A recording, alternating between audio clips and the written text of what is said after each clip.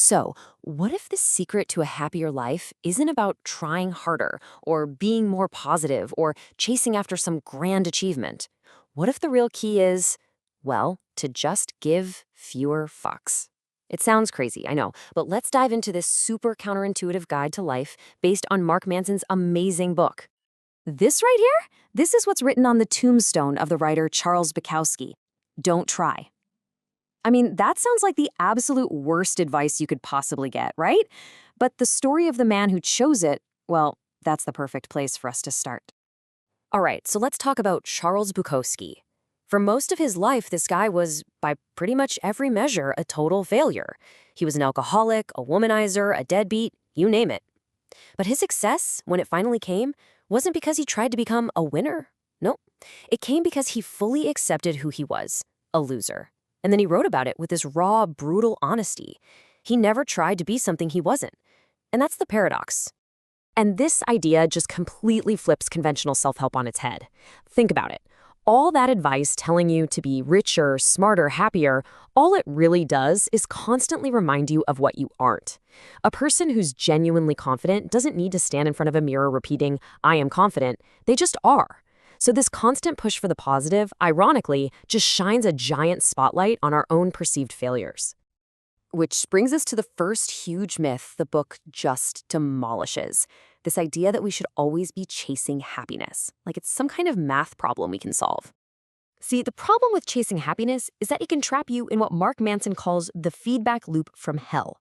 And this is that maddening, vicious cycle where you get stuck judging your own feelings. It goes something like this. You feel anxious about something. Then your brain kicks in and you start thinking, ugh, why am I so anxious? I shouldn't be feeling this way. So now you're anxious about being anxious. Then maybe you feel guilty for feeling guilty. Or you get angry about getting angry. It's this self-perpetuating spiral that just gets worse and worse. And our modern world, with all its social media highlight reels, just pours gasoline on that fire.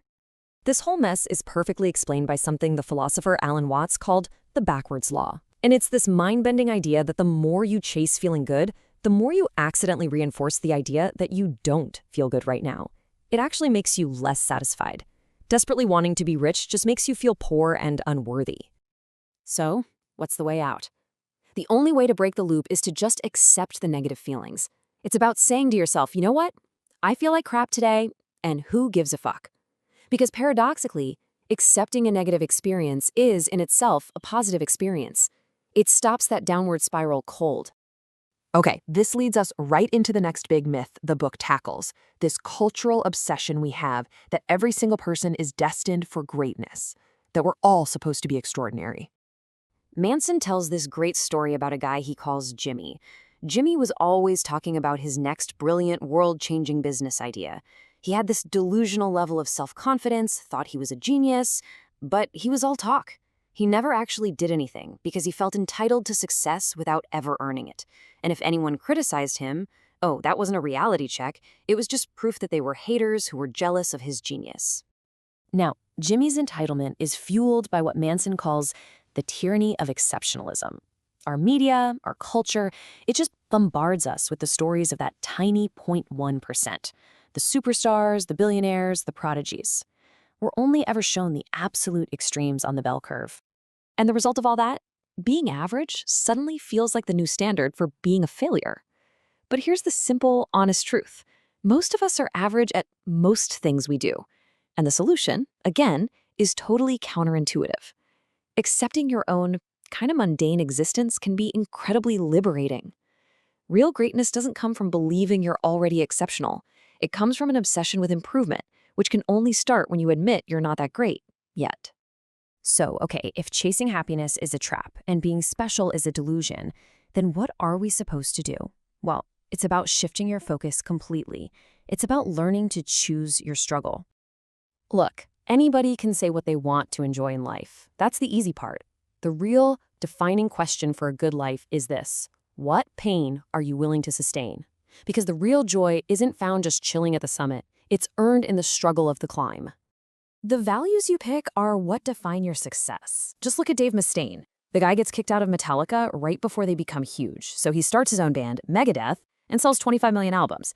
An incredible success, right? But he considered himself a failure because his one metric, his core value was be bigger than Metallica.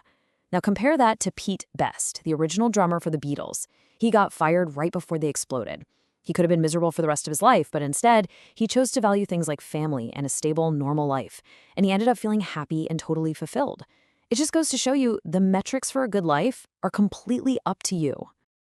And this brings us right back to this central point of the whole book.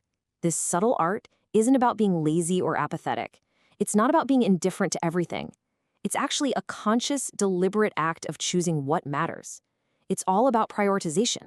Manson breaks this down into 3 key subtleties. First, not giving a fuck isn't about being indifferent, it's about being comfortable with being different. Second, to stop caring about adversity, you have to start caring about something way more important than that adversity. And finally, you are always choosing. You can't give 0 fucks. So the question is, what are you choosing to give your fucks to? And really, that's the ultimate takeaway. You have a limited number of fucks to give in your life. You can spread them thinly across everything and everyone and feel anxious and overwhelmed, or you can save them. You can reserve them for the people and the things that truly matter to you. The question isn't how to get rid of pain, it's about figuring out what pain is worth it. So, what are you choosing?